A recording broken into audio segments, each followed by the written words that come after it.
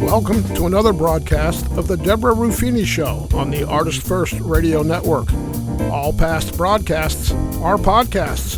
Find them at artistfirst.com. And now, your host, live from England, here she is. It's Deborah Ruffini. Greetings from England. This is Deborah Ruffini with another broadcast of the Deborah Ruffini Show. Today, I'd like to read you a little story. This story is quite an old one. You may be familiar with it. It's called Waterbugs and Dragonflies, and it's in brackets explaining death to children. But I actually think it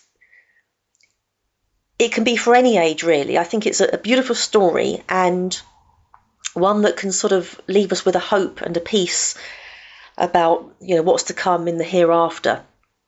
And like I say, I have the book in front of me, and it's Doris Stickney. I don't believe she's still with us, Waterbugs and Dragonflies. And I think the story wasn't actually her idea, but she had written it after memory of, I think it was her minister when she was a little girl, giving this story in a message, in a sermon, and she took it away with her, and she basically wrote it up very, very well. And so I just thought, I've been kind of binge watching, as you do sometimes on YouTube. Always been interested in hearing stories about near-death experiences, and I'm kind of intrigued how they all seem to pretty much be the same sort of thing. They can vary quite slightly, but it seems to be the fundamental things that are experienced. The tunnel of white light often, and the one common thread is that the feeling of peace and serenity and lack of judgment, which is something that we can beat ourselves up over this side of life.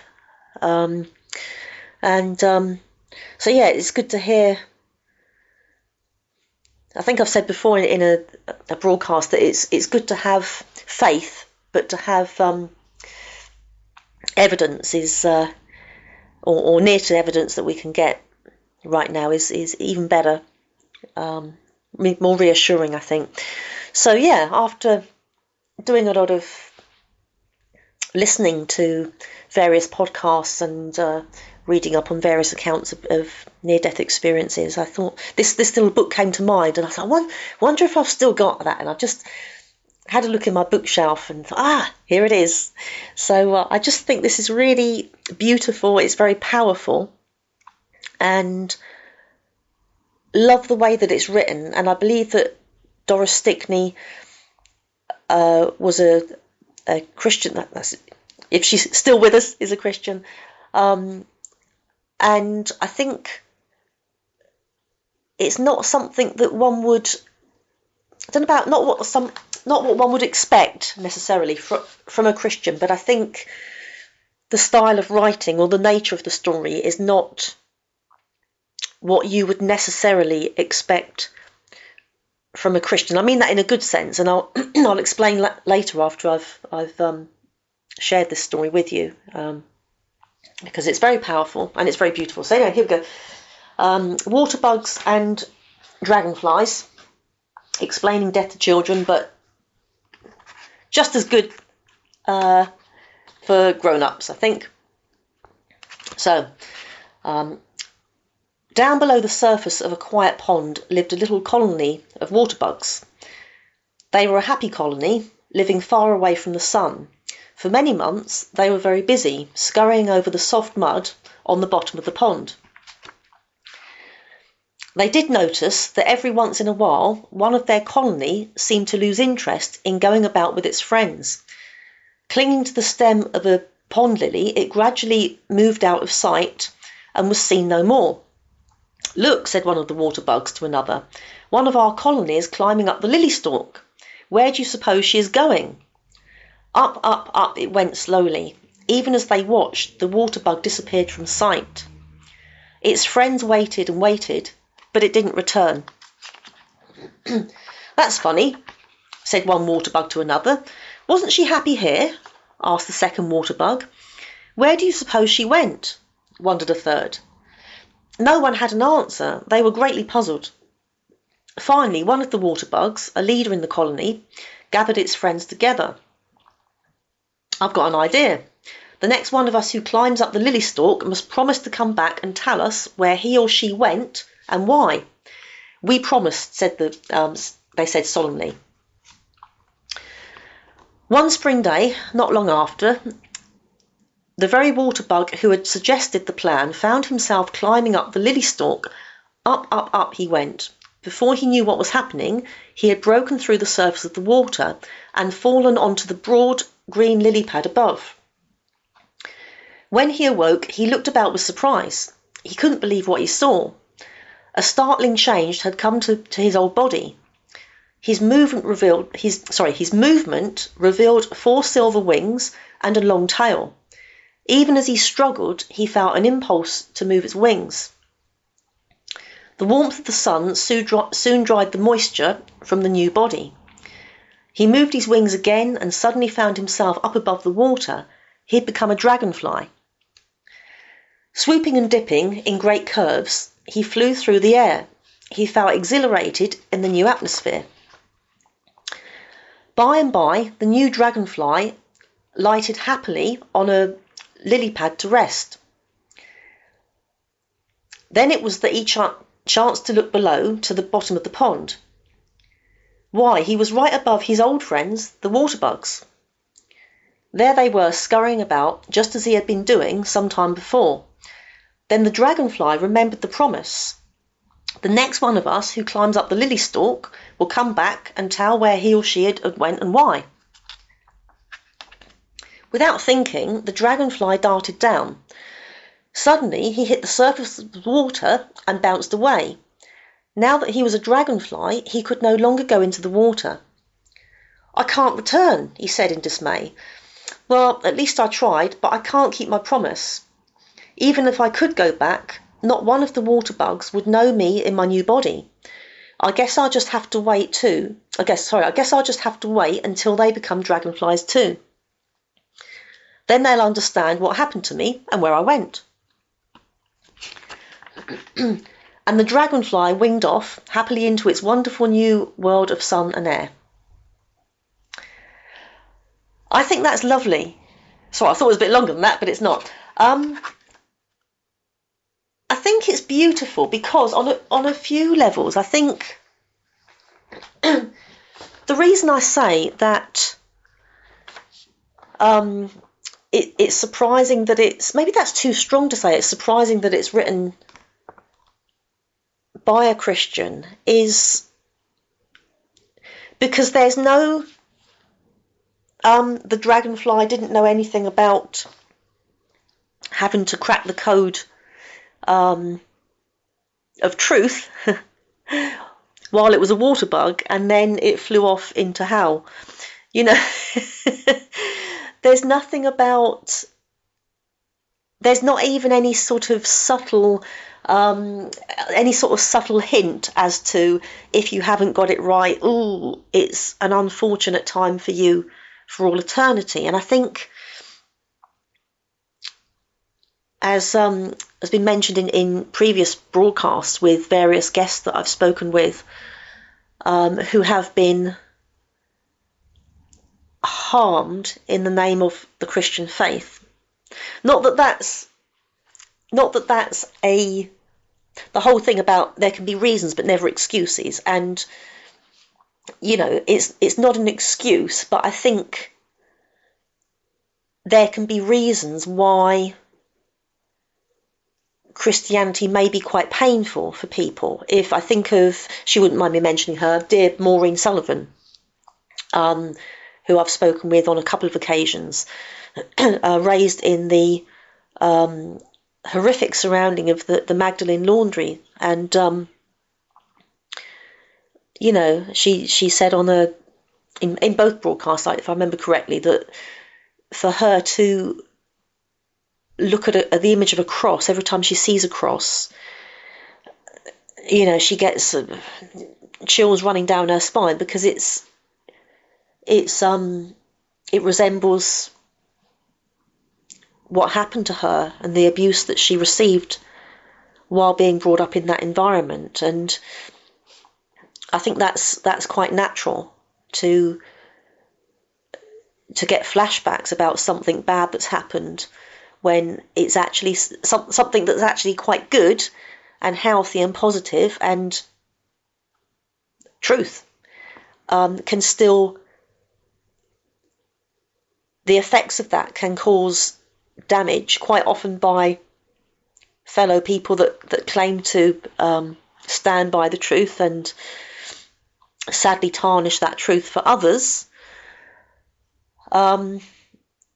We have to sort of consider, that's a fine example, I think, dear Maureen, that I think God would sort of meet her where she's at and almost expect the outcome for her to find it near to impossible to go into a church, certainly a Catholic one, because of that. That was the denomination of where this took place. Nothing against Catholicism, of course. I'm just, that could happen equally in a different denomination. Some people have been affected by the Pentecostal church, or it just so happens that we happen to be dealing with the Catholic church, with what happened with her. And I think sometimes we can put God into a box and limit him, and that's another thing that's so beautiful about the story, that it's very freeing. It's not just freeing in that the water bug who was restrained to the water is now, he or she is free to be a dragonfly and can't come back down to where they had previously lived, and why would it want to, but I think the whole thing about that story is about freedom, and this is what we will all have in the end, because we're so sort of restricted by life, aren't we? And life is also,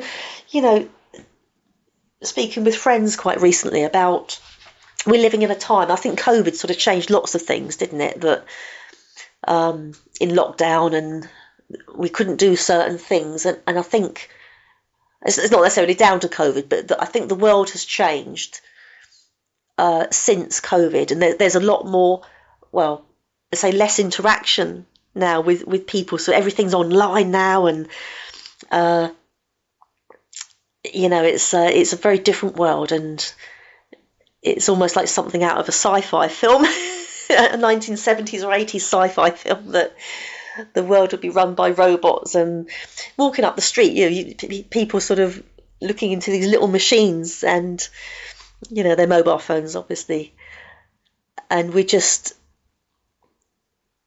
it's a very, I don't know about the world as being, I suppose, an individual thing, whether it's a dark place or not, but the world is definitely, there's a sense of grey about it now, I think, compared to just, a short while ago.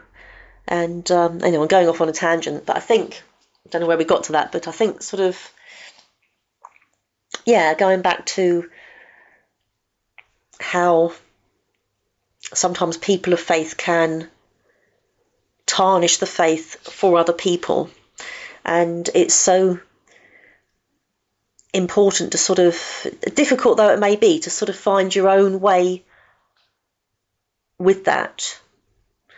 I remember the lovely Nick Vujicic, I think I've pronounced his name correctly. He wrote a book, an Australian guy, he wrote a book called Life Without Limbs, and he used to go into schools and speak to the kids about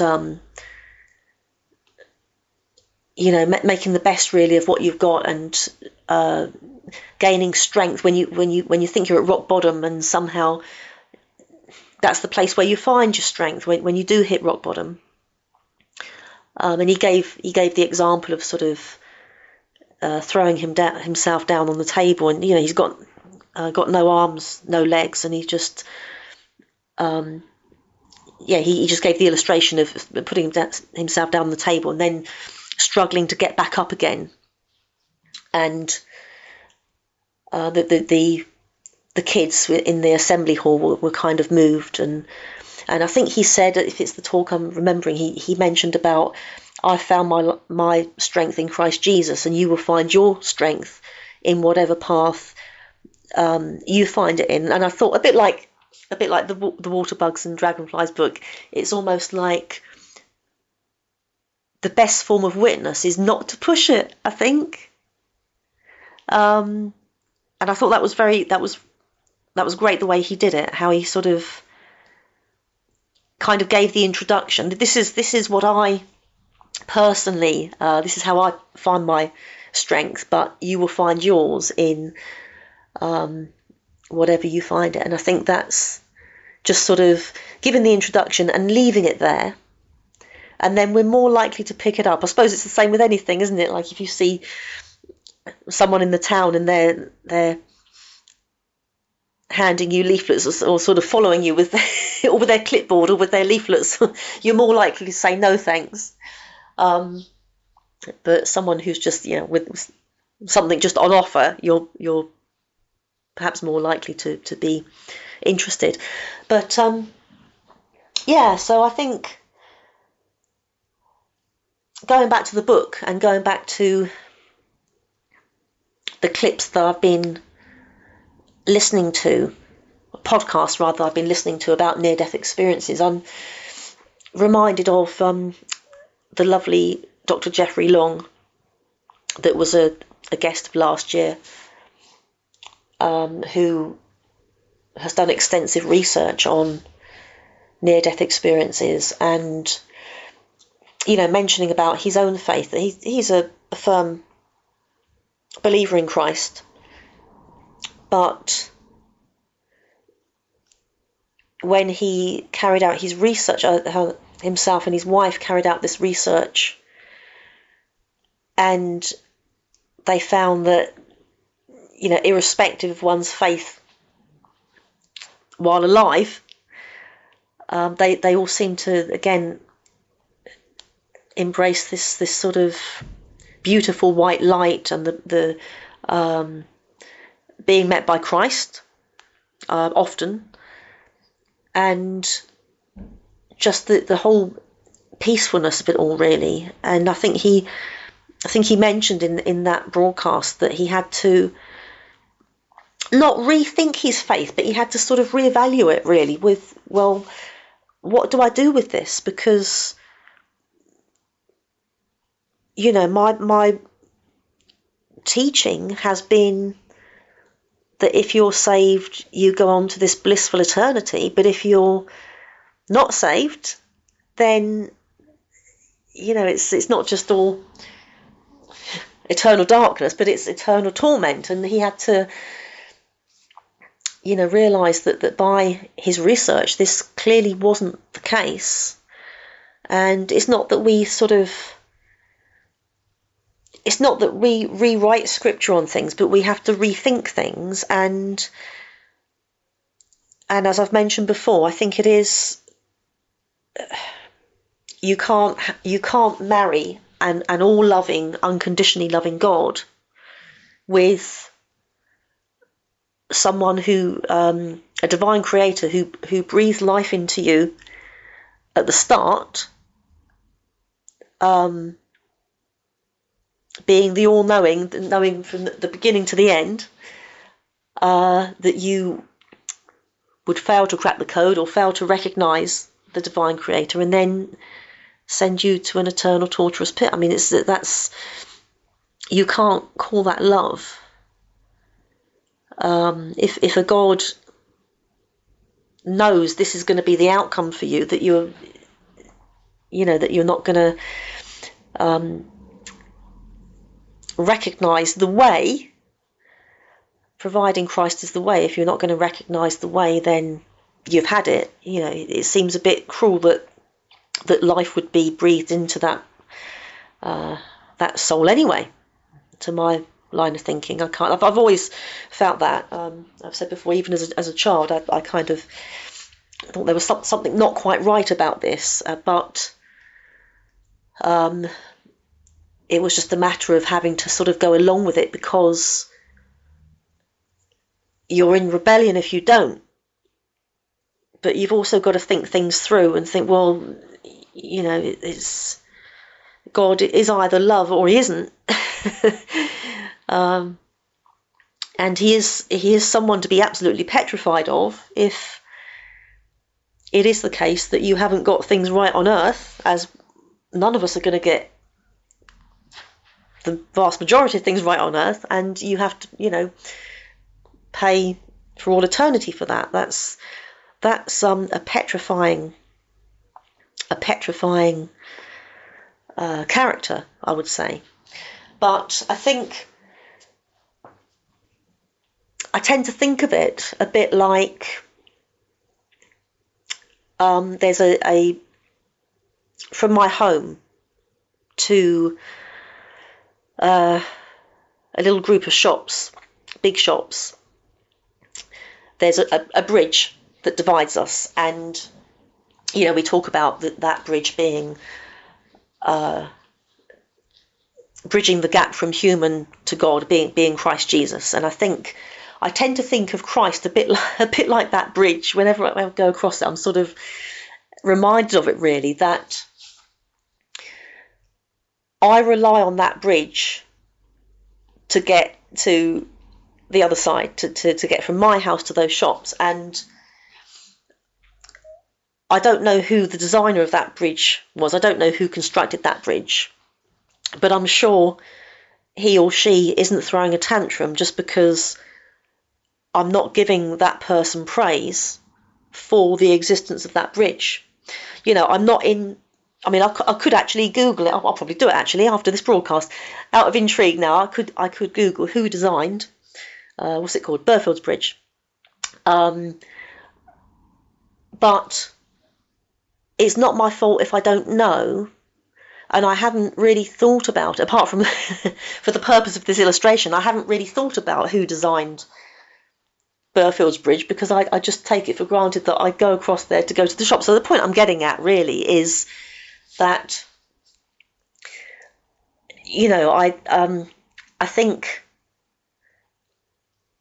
I think lots of people of faith systems, not just theists, but theists of faith systems.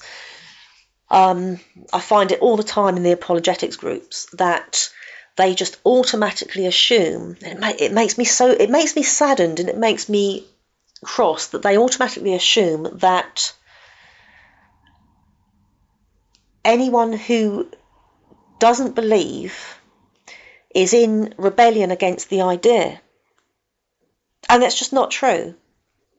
And if we're saying that, then we're also saying, I don't want to repeat myself, but we are saying that there's no such thing as atheists. We're saying that atheists don't genuinely exist, and they do.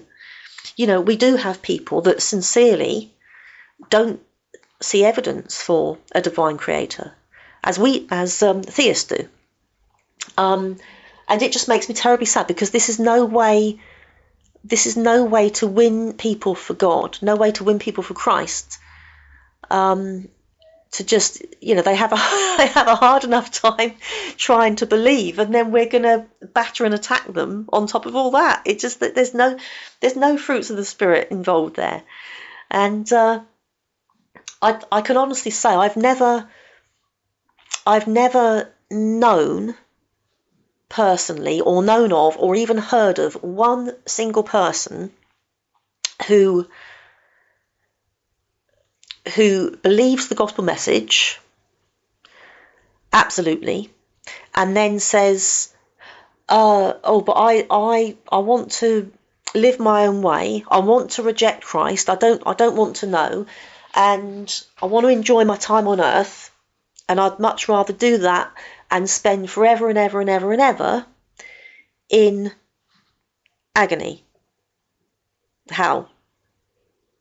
I mean, that's just not rational. It's not logical. And let's look at that. It's because it's not rational. Those people don't exist. If they do, there's something wrong with them. No one in their right mind would want that. So, it has to come back down to genuine disbelief. And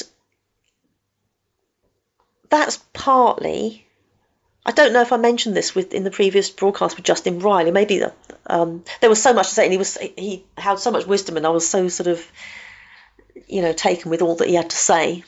A lovely man, but I don't think I ever did mention that in the broadcast. But I certainly thought about it, but the conversation didn't go that way, I don't think.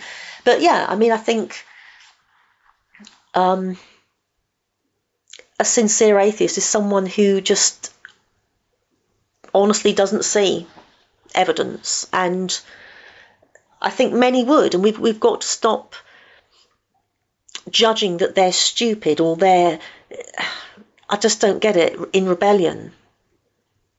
Why is it so hard to believe in disbelief? If we believe in belief, why can't we believe in disbelief? Why can't we believe that disbelief in something actually exists? I mean, but then maybe it comes down to, I've often wondered about that, but it could come down to where Scripture says, "Fool says in his heart there is no God." And I think there's also an element, it might be the same part that says something about we are without excuse. But again, I think that's open to interpretation. It doesn't, that could just simply mean that the evidence, go back to Burford's Bridge, the bridge exists, the evidence is actually all around, but some people may not see that as evidence. So that could be what we've got to stop thinking. This passage of Scripture means this. It's black and white. This bit means that. This bit, we've got to stop sort of having our own, the gospel according to us. And how I take this is how it's literally meant for everyone else. At the end of the day, there's lots of things we just don't know what the writers meant. But yeah, that the whole thing about we are without excuse, that could, okay, I've mentioned her before, Donna Summer, Bruce Springsteen. People are without excuse.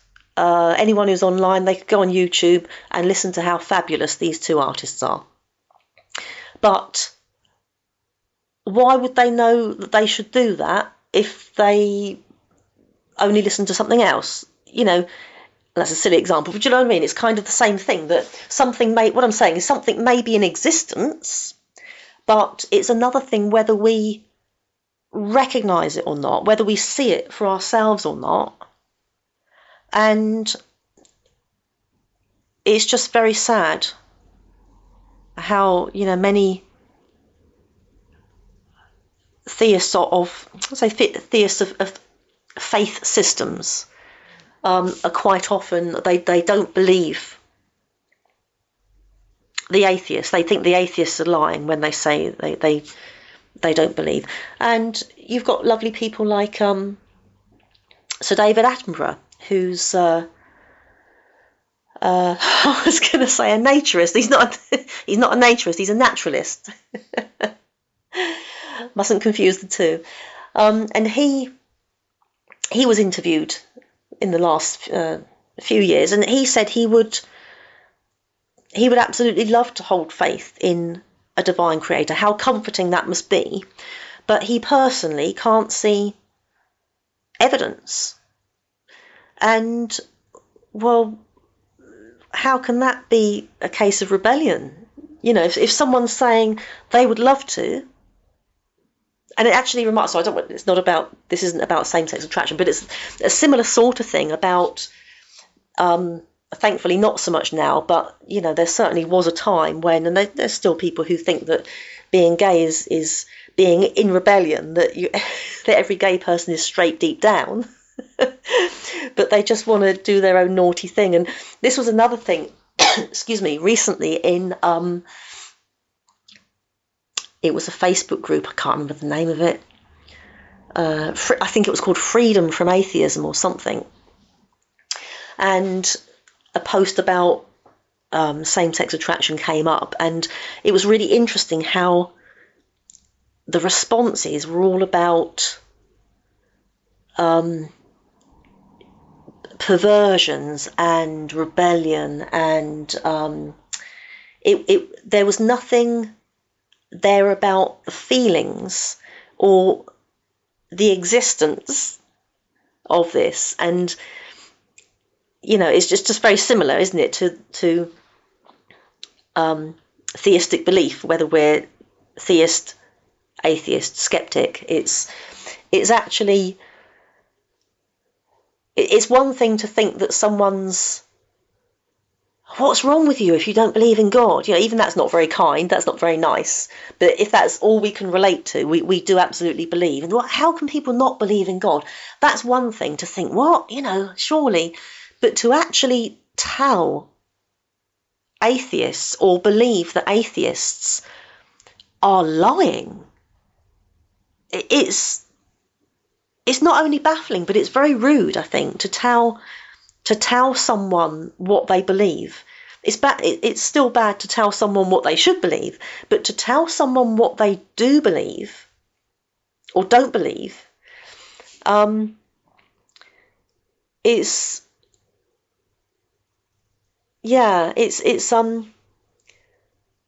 putting people's backs up, and it's not making Christ appealing, it's not making God appealing, especially for those who struggle. I do think that there are people who refer to themselves as atheists who have been hurt, destroyed by a theist, and so therefore or maybe life hasn't treated them very kindly. They may have lost people through tragic circumstances, or they may have had an unanswered prayer, and so therefore it's a matter of, right, I'm not going to believe anymore, because God didn't do that, or God didn't do this, or because so and so is a Christian. Or if that's what Christians are, I don't want anything to do with it. I think people who are coming from that perspective, who are calling themselves atheists, it makes you wonder if they probably still deep down hold belief in God, but I don't want to now. But I think, well, repeating myself, it's a big difference from that to genuine atheists who just see no sufficient evidence. And I think it's a very different thing, and I think we've got to, it's almost like it's tempting to, I don't know if it does exist or not, but it feels like we need some sort of, I wish there was a Christian organisation that was in support of skeptics, not to support and encourage their views, but to support and encourage them. Because some atheists and skeptics just want loving Christian arms around them saying, we understand your struggle, and we believe you. I think atheists just want to be believed. I think they want to be believed that they disbelieve. They don't want to be battered and beaten up. And I just think it's so important how we treat them, how we think about them, and how we love them. Just love them for not helping their disbelief. I can't help my sexual orientation. I've shared before in a broadcast about 2 years ago how, I can't. I think men are lovely people, but I just cannot relate to getting any rushy feeling over them. And I think with the atheists, they can't relate to getting not even any rushy feeling over God, but they can't get any belief in God. And I think we've got to understand that and hold them in prayer, and not patronisingly so, but just to hope that they can get to because as much as I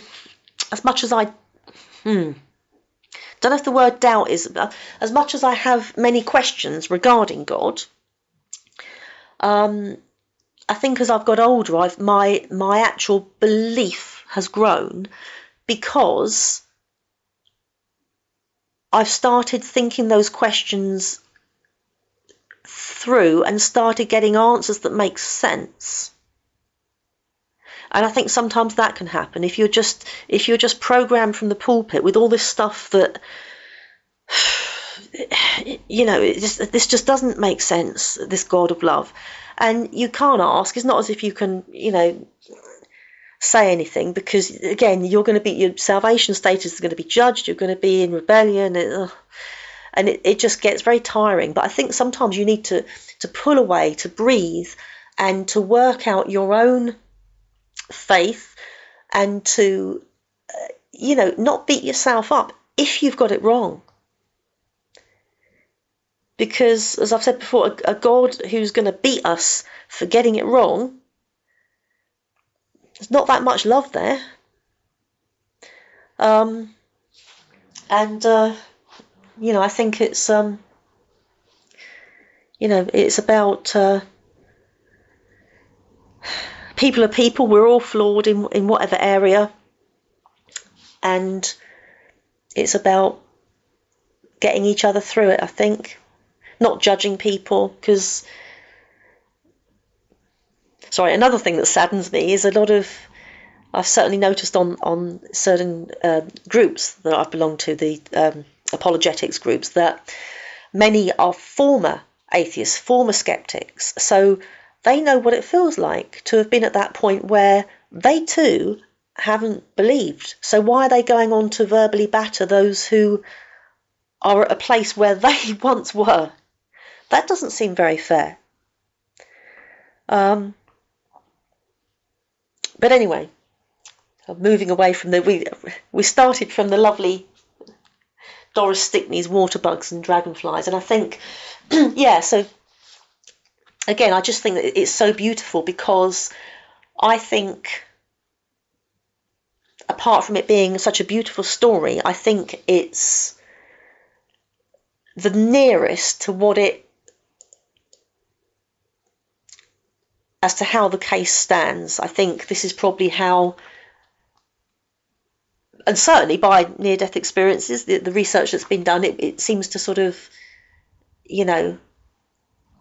lie hand in hand with how it probably does go in the end. I think if you're in a new form, once you've passed this, how was it? I heard it quite recently said that we are an eternal soul having a temporary experience in a physical shell. And I thought, that's whoa.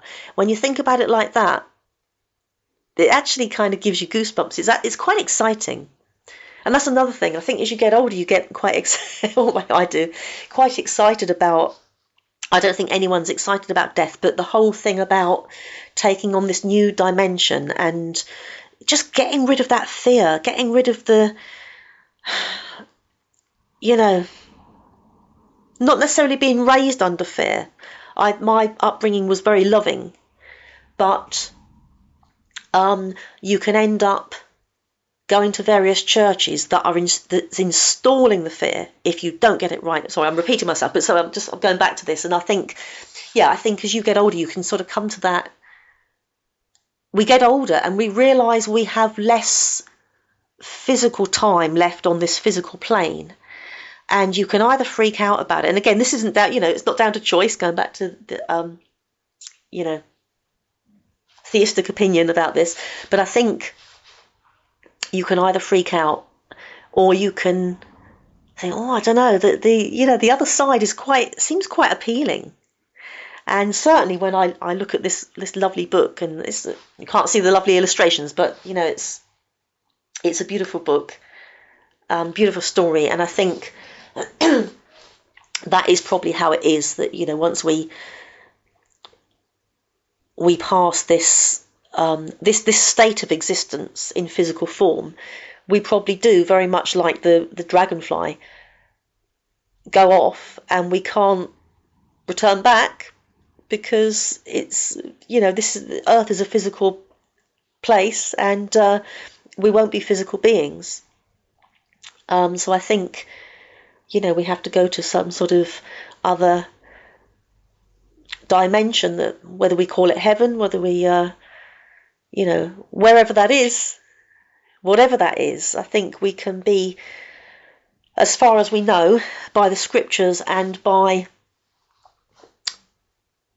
what people have experienced when they have been, clinically dead for so long and then come back. I think we can kind of be reassured that it will be something pretty wonderful, and something that we can't get our heads around quite. We can only hear snippets and have certain thoughts about it, but I think the reality will be something quite overwhelming, and something that we never could comprehend while alive as physical beings. And I think it's something to get quite excited about, but meanwhile, enjoy the time we have left here, really. But so anyway, this book, I'll leave the Amazon link at the foot of the page, and it's I would strongly recommend that you buy this little wonder.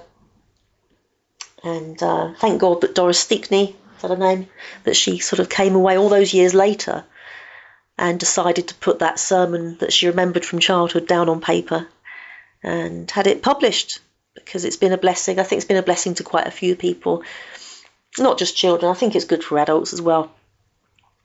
Anyway, so so I hope you're all well, and I hope you all enjoy a lovely Christmas, and I look forward to catching up with you in the new year. Thanks again for tuning in, and as always, lots of love and God bless.